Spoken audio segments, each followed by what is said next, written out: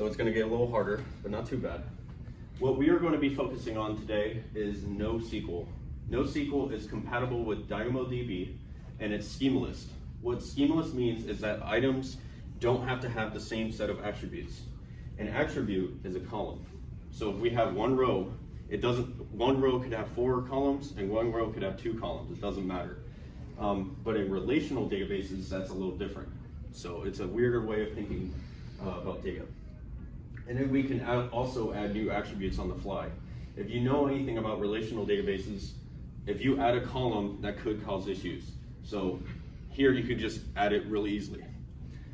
To query it, we're going to use something called PartyQL, just a simple name. And then partitioning is how this thing scales. So it's going to distribute data across physical cells, physical resources, which is called horizontal scaling.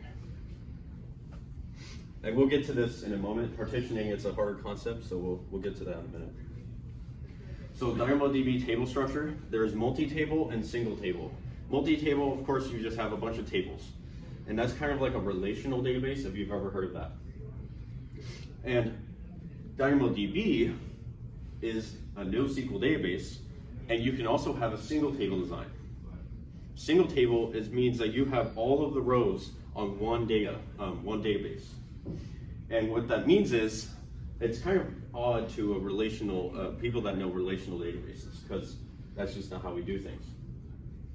But in single table, DynamoDB is optimized. As you can see here, it's showing the partitions in DynamoDB, and we'll see that again shortly. So DynamoDB is meant for single table design. DynamoDB design, again, so we have a table which have items, and items are just rows. So we have a table and we have multiple rows, and every row consists of a bunch of characteristics. So what that means is we have a row and a bunch of columns. It's simply put, items are rows, attributes are columns. Let's look at how this thing scales. So DynamoDB is going to scale using horizontal scaling, and that is just partitions in this case. So let's have a put request, which is just putting the data into Amazon DynamoDB. Amazon DynamoDB is then going to distribute it to a partition. And if we were to put a bunch of data into this one partition, then it's going to fill up. So then we would have to allocate more space. We create another partition. And remember, this is just a physical resource. It's actually, we don't manage any of this. We put our data in Amazon DynamoDB and we're good to go. But it's good to know how this works in case of an issue. So if we put more data in there, that could fill up that partition, and it will split again. So now we have partition 3 and 4. But if we fill those up, then they'll become red, and then we would split again. So yeah, partitions, what's key here to remember is partitions are physical resources that we do not see, and partitions can fill up, and when it scales, it splits. So DynamoDB partition key is the thing that uniquely identifies the table. So what I mean by that is that we have, in the very beginning of the table, we'll have a PK, like that. And then that's how we actually query DynamoDB. So we're going to be accessing the PK. So it's very crucial to determine what your PK is before you go and make it. So if you go on and start making a DynamoDB table and you rush making a PK, then you will not have a good database, essentially. You have to understand your query patterns. DynamoDB with a sort key is optional, but most people do it anyway. So an SK is related to each item.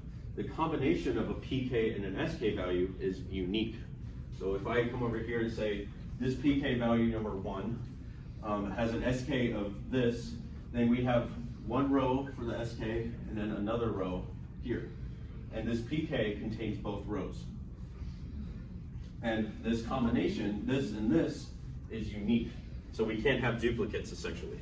You cannot have, we'll see like PG as the PK and then an SK of 2015. We'll look at exactly what I'm talking about. So we'll have a PK as stock symbol. And one stock symbol could be PG, And PG has multiple years of data. So PG could have SK of 2014 and 2015. And remember, this is unique. So 2014 and PG combination is unique. And of course, we have the rest of the columns of the data, which are just the attributes of the data. And this is actually what we're going to be using today. This is directly from the table. So we have now covered NoSQL databases. Would anyone like to give a quick summary? So there is something called PK, which is the main location where which contains our table. And then when you are in PK, you can access the table as a whole. But if you want to access only one attribute, like only one row of the table, you need to write down your SK, which is like, okay, you go in this PK, then you search for this SK, and it gives you one row. That's correct, yeah.